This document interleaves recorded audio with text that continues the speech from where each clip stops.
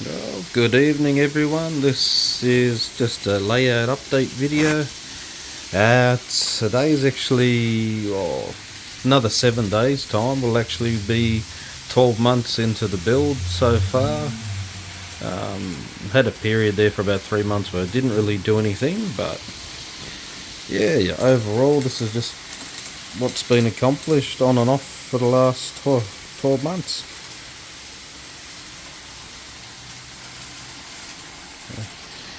So I'll start with the original section that I built, which was, you pretty much see from the edge of that mountain over here and around.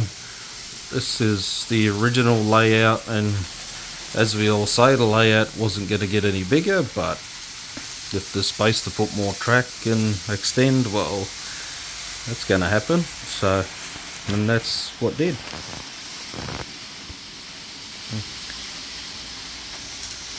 I've slowly started to fill in these back scenes now. Looking pretty empty and shabby before.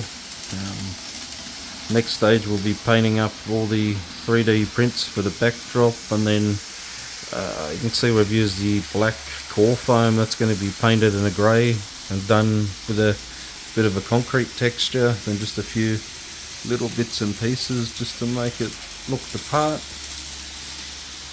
And same underneath here is just going to be filled in with buildings that just back onto the railway. Might add a concrete lip as well along the bottom too, just so, yeah, just to break it up a bit more.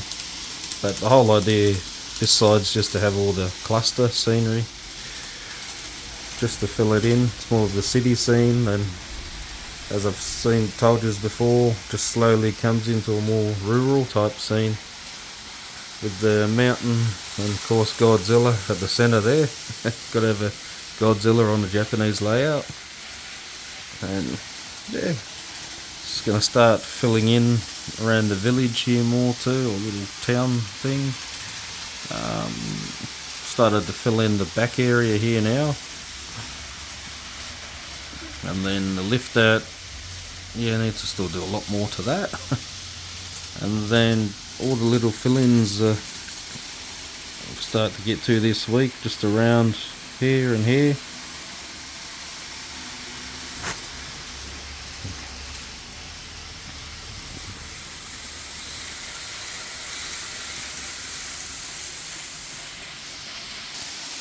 And just back into the little rural scene here.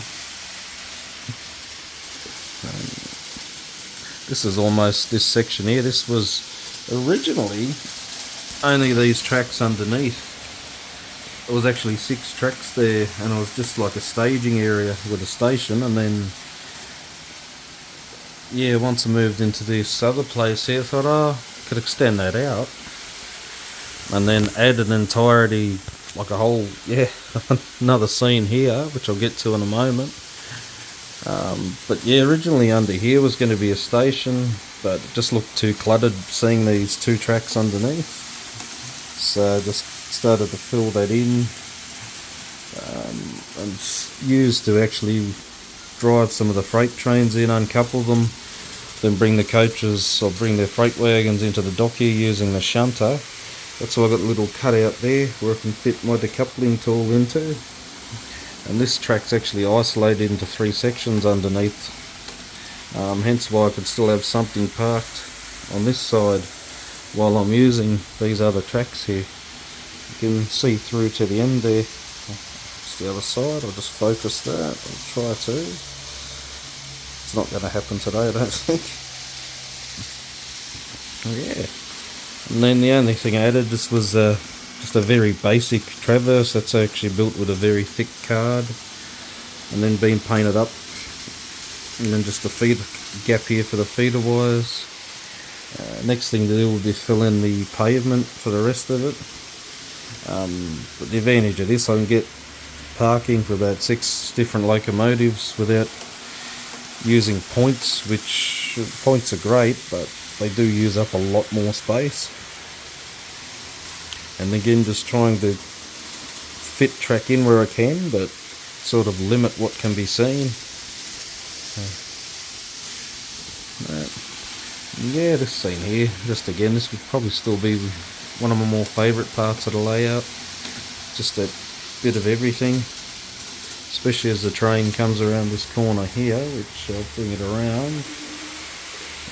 Slow it down just for that bend so it looks a bit more better. It is a very tight curve, but it's mainly these older type units that run on it, and a fair bit of the curve's hidden anyway.